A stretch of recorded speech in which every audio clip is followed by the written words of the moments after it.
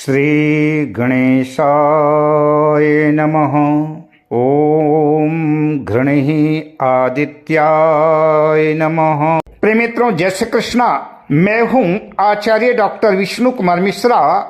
काल निर्णय पर आपका बहुत बहुत स्वागत करता हूं। आज हम बात करेंगे प्रथम भाव में लग्न में स्थित सूर्य का क्या फल होगा। इस श्रृंखला में हम अत्यंत महत्वपूर्ण गूढ़ तुला राशि में प्रथम भाव लग्न में सूर्य स्थित है तो उसका क्या फल है। पिछले भाग में हमने बहुत ही गहराई से समझा था कि कुंडली का प्रथम भाव यानी लग्न केवल हमारा नश्वर शरीर चेहरा ही नहीं बताता, बल्कि व्यक्ति के मूल व्यक्तित्व को, उसका आत्मविश्वास, उसकी जीवन दृष्टि और इस अनंत संसार के सामने उसकी वास्तविक पहचान से भी गहराई से जुड़ा होता है। और जब इसी परम महत्वपूर्ण प्रथम भाव में ग्रहों के राजा, हमारी आत्मा, ब्रह्मांड के प्राण सूर्यदेव आकर के अगर विराजमान होते हैं तो व्यक्ति के जीवन में आत्मसम्मान, सामाजिक प्रतिष्ठा, नेतृत्व की क्षमता, पिता का अधिकार, स्वयं की पहचान जैसे विषय अत्यंत महत्वपूर्ण हो जाते हैं और जातक उनको प्राप्त करने का प्रयास करता है। लेकिन आज की हमारी यह विशेष चर्चा प्रथम भाव में सूर्य तुला राशि में यानी सूर्यदेव अपनी परम नीच राशि में होंगे। लेकिन क्या तुला राशि के सूर्य केवल इसलिए पूरी तरह खराब और निष्फल हो गए कि नीच राशि में बैठे हैं? जी बिल्कुल नहीं। यही आज मैं इस एपिसोड में सबसे महत्वपूर्ण और आंखें खोल देने वाले शोधपूर्ण विषय पर आपसे चर्चा करूंगा।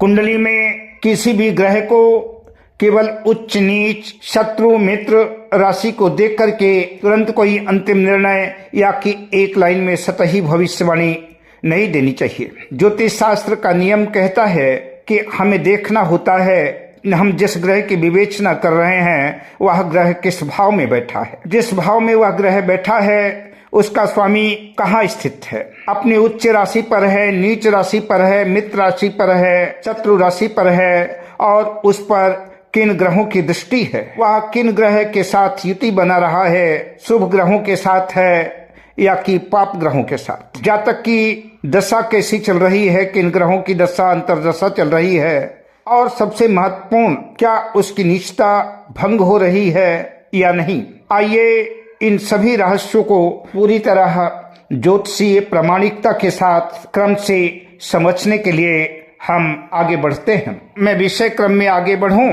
उससे पहले आपसे आग्रह, अगर आपने अभी तक हमारे इस चैनल को सब्सक्राइब नहीं किया है तो प्लीज चैनल को सब्सक्राइब करें, साथ ही नोटिफिकेशन बेल को भी प्रेस कर लें।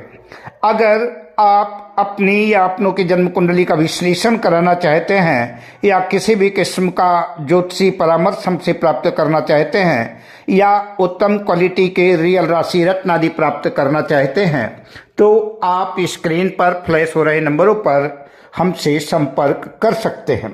आइए विषय क्रम में प्रवेश करते हैं। इससे पहले कि हम तुला लग्न के फल पर गहराई से उतरें तो आइए ज्योतिष शास्त्र के कुछ मूल स्तंभों को शोध के नियमों के साथ समझ लेते हैं, जिसके बिना कुंडली का कोई भी विश्लेषण अधूरा माना जाता है। सबसे पहली बात कि प्रथम भाव लग्न में सूर्य का वास्तविक कार्यकत्व। जैसा कि हमने जाना कि प्रथम भाव आपकी शारीरिक क्षमता और मानसिकता की मानसिक नींव है, वहीं दूसरी ओर ज्योतिष शास्त्र में सूर्यदेव आत्मा, राज्य, पिता, सरकारी नौकरी, सत्ता, उच्च पद प्रतिष्ठा, मान सम्मान, लीडरशिप क्वालिटी और हमारी हड्डियों, बोन हेल्थ के कारक माने गए हैं। जब ऐसे तेजस्वी राजा कुंडली के सबसे महत्वपूर्ण यानी प्रथम भाव लग्न में आकर के बैठते हैं तो व्यक्ति के व्यक्तित्व में पूरे व्यक्तित्व को प्रभावित करते हैं। दूसरी बात, अगर सूर्य पर शुभ ग्रहों की युति है, दृष्टि है, कुंडली में ग्रहों की संगति बहुत मायने रखती है। यदि प्रथम भाव में सूर्य पर देव गुरु बृहस्पति, जुपिटर, दैत्य गुरु शुक्र, वीनस और शुभ बुध यानी मरकरी जैसे शुभ ग्रह की दृष्टि हो, शुक्ल पक्ष के चंद्रमा या उनके साथ युति कंजक्शन हो तो सूर्य के फल में कई गुना वृद्धि हो जाती है। ऐसा जातक अत्यंत भाग्यशाली, सदाचारी, ज्ञानी, समाज में पूजनीय होता है। सूर्य का नकारात्मक प्रभाव काफी हद तक कम हो जाता है या कि उसका पता ही नहीं चलता और व्यक्ति उच्च पद प्रतिष्ठा को प्राप्त करता है। तीसरी बात, प्रथम भाव के सूर्य पर शनि या राहु जैसे, केतु जैसे क्रूर ग्रह, पाप ग्रह की दृष्टि हो या वे साथ में बैठे हों तो फल काफी संघर्षमयी हो जाते हैं। प्रत्येक क्षेत्र में स्ट्रगल करना पड़ सकता है। शनि सूर्य की युति दृष्टि पिता पुत्र के गहरे मतभेद को पैदा करती है और कैरियर में अत्यधिक विलंब, डिले करती है। वहीं राहु और केतु आत्मविश्वास में भारी कमी लाते हैं। ग्रहण दोष जैसी स्थितियां पितृदोष जैसे उत्पन्न कर देते हैं। भाव की स्थिति तो कॉन्फिडेंस, आत्मविश्वास में कमी, भ्रम की स्थिति बन सकती है। समाज में बिना वजह बदनामी और अपयश का डर रहता है। सिर दर्द और आंखों से संबंधित, हृदय से संबंधित समस्याएं उद्विग्न और परेशान भी कर सकती हैं। आइए अब बात करते हैं हमारी श्रृंखला के मुख्य बिंदु। तुला लग्न के प्रथम भाव में सूर्य के फल की चर्चा करें। तुला लग्न में सूर्य देव कुंडली के एकादश भाव 11th हाउस यानी लाभ भाव के स्वामी लाभेश होते हैं। एकादश भाव हमारी आय का भाव है। बड़े भाई बहन, समाज में हमारा नेटवर्क और हमारी समस्त इच्छाओं की पूर्ति का भाव है। जब इस परम लाभ भाव का स्वामी उठकर सीधे आपके लग्न यानी आपके व्यक्तित्व में, आपके शरीर में आकर के बैठ जाए तो यह दर्शाता है कि जातक के भीतर धन कमाने की, समाज में एक बड़ा नेटवर्क बनाने की अभूतपूर्व इच्छा पूरा करने की तीव्र जन्मजात इच्छा होगी। लेकिन यहाँ एक पेंच, तुला राशि में आकर के ग्रहों के राजा अपनी नीच राशि यानी अपनी नीच अवस्था में चले जाते हैं। सूर्य यहाँ अपनी दिशात्मक शक्ति, दिग्बल खो देते हैं। व्यक्तित्व पर प्रभाव की अगर बात करें तो अब इसे व्यवहारिक भाषा में समझिए। ऐसा व्यक्ति सामान्यतः अपनी सामाजिक छवि को लेकर के बहुत ज्यादा सजग और संवेदनशील हो सकता है। उसे अनजाने में यह चिंता हमेशा बनी रह सकती है कि लोग मेरे बारे में क्या सोचते होंगे। कभी कभी कोई भी बड़ा निर्णय लेने से पहले वह अपने आत्मबल पर भरोसा करने के बजाय दूसरे लोगों की राय को अधिक महत्व दे देता है। तुला राशि में नीच भंग राजयोग की विशेष स्थितियां। मित्रों, तुला लग्न में विशेष स्थितियों की बात करें, तुला लग्न में सूर्य को देख करके डरना नहीं है, क्योंकि कई बार यहाँ नीच भंग राजयोग बन जाता है। अगर आपकी कुंडली में ऐसी स्थितियां बनती हैं तो सूर्य नीच के होकर के भी आपको फर्श से अर्श तक पहुंचा सकते हैं। इसमें सबसे पहले शुक्र की स्थिति देखनी होगी। तुला राशि के स्वामी शुक्र वीनस स्वयं लग्न में स्थित हों किंतु सूर्य से अस्त ना हो। शुक्र अगर केंद्र में, पहले भाव में, चौथे भाव में, सप्तम भाव में, 10वें भाव में हो या त्रिकोण में भी मजबूत होकर के बैठे हों। दूसरी स्थिति मित्रों हमको शनि की देखनी होगी। यदि तुला राशि में शनि उच्च के होने वाले सैटर्न के प्रभाव को अगर स्वीकार किया जाए तो शनि अगर केंद्र में हो या सूर्य पर दृष्टि डाल रहे हों या कि स्वयं लग्न में सूर्य के साथ ही स्थित हों किंतु सूर्य से अस्त ना हो तो शनिदेव भी जबरदस्त नीच राजभंग योग बना सकते हैं। उच्च ग्रह के साथ या नवमांश में यदि सूर्य के साथ उसी भाव में बुध या कोई ऐसा ग्रह बैठा हो, गुरु शुक्र जो शुभ हो, शुक्ल पक्ष का चंद्रमा या नवमांश कुंडली D9 चार्ट में सूर्य उच्च के मेष राशि में स्थित हो गए हों तो यह भी अत्यंत सुखद और शुभ समाचार होगा। अगर ऐसा है तो शुरुआत में जातक भले संघर्ष करे लेकिन संघर्ष के बाद यही व्यक्ति कूटनीति, संबंध, प्रबंधन, प्रशासन, सार्वजनिक जीवन, कानून, सलाह, व्यवसाय और साझेदारी जैसे क्षेत्रों में अत्यंत शानदार और ऐतिहासिक सफलता पाता है। क्योंकि तुला केवल कमजोरी नहीं है, तुला संतुलन और व्यवहार कुशलता की राशि मानी जाती है। प्रथम भाव में तुला राशि में सूर्य देव स्थित हों तो सूर्य की सप्तम दृष्टि, यह एक अत्यंत महत्वपूर्ण बिंदु पर सूर्य देव जहाँ स्थित होते हैं वहां से ठीक सामने सप्तम दृष्टि से 7th हाउस को, सप्तम भाव को देखेंगे। सप्तम भाव हमारे वैवाहिक जीवन का, विवाह, जीवन साथी, व्यापारिक साझेदारी, सार्वजनिक जीवन और दूसरे लोगों के साथ संबंधों से जुड़ा हुआ भाव है। आप कल्पना कीजिए प्रथम भाव में तुला में सूर्य है तो ऐसा जातक स्वयं की पहचान चाहता है और उसकी सप्तम दृष्टि सामने वाले व्यक्ति या साझेदारी के क्षेत्र पर पड़ रही है। इसलिए व्यक्ति के अंदर एक स्वाभाविक प्रवृत्ति हो सकती है कि वह संबंधों में भी अपनी पहचान और अपना सम्मान चाहता है। यदि कुंडली में अन्य ग्रह भी इस विषय को प्रभावित कर रहे हों तो दाम्पत्य जीवन में अहंकार बनाम समझौता, ईगो वर्सेस कंप्रोमाइज का संघर्ष दिखाई दे सकता है। मेष राशि सूर्य की उच्च राशि है, इसलिए सूर्य अपनी उच्च दृष्टि से 7वें घर को देखते हैं, जिससे जीवन साथी बहुत ही स्वाभिमानी,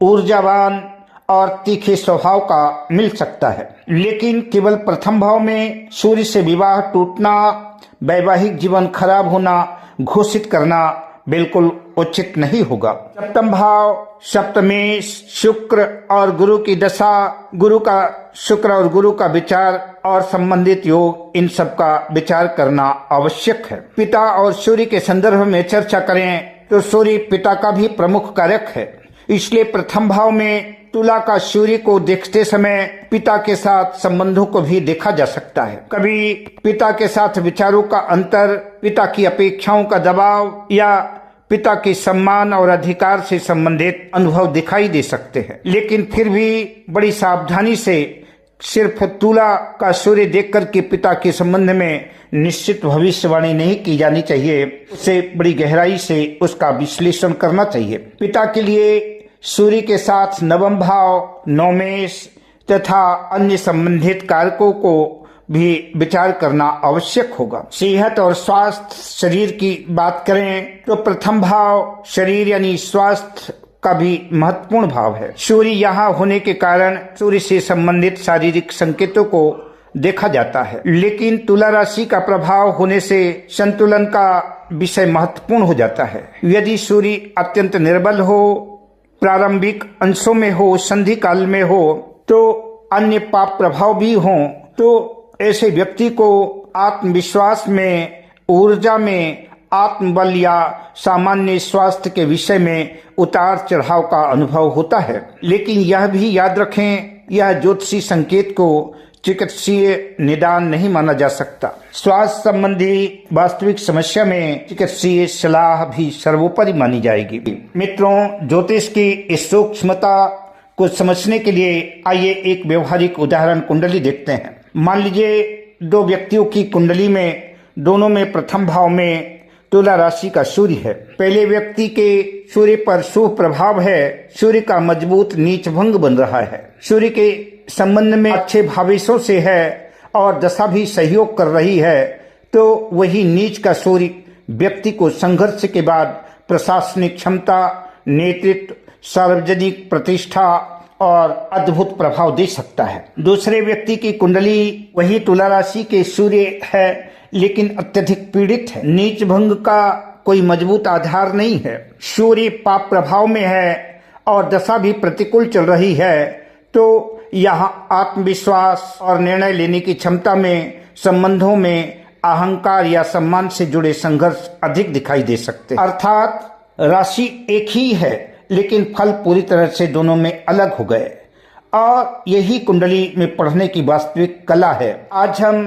पूरी चर्चा केवल कुछ पंक्तियों में ही, यानी इसके सबसे महत्वपूर्ण निष्कर्ष के रूप में समझिए तो प्रथम भाव में तुला का सूर्य नीच का है या अकाट्य सत्य है, लेकिन केवल नीच होने से पूरी तरह खराब या निष्फल है ऐसा सोचना बिल्कुल गलत है। जब भी आप कुंडली का विश्लेषण करें तो यह देखना होगा कि सूर्य की वास्तविक शक्ति क्या है नीच भंग का मजबूत आधार है या नहीं, राशि के स्वामी शुक्र कहाँ है, मित्र मंगल कहाँ है, सूर्य पर किन ग्रहों की दृष्टि है, शनि की स्थिति कैसी है, किस ग्रह के साथ सूर्य की युति है, सूर्य किस भाव का स्वामी है और उसकी महादशा या अंतर्दशा चल रही है या नहीं, इसके बाद ही किसी सटीक परिणाम पर पहुंचना चाहिए। और यही कारण है कि तुला का सूर्य नीच है, इसलिए व्यक्ति कमजोर या असफल होगा।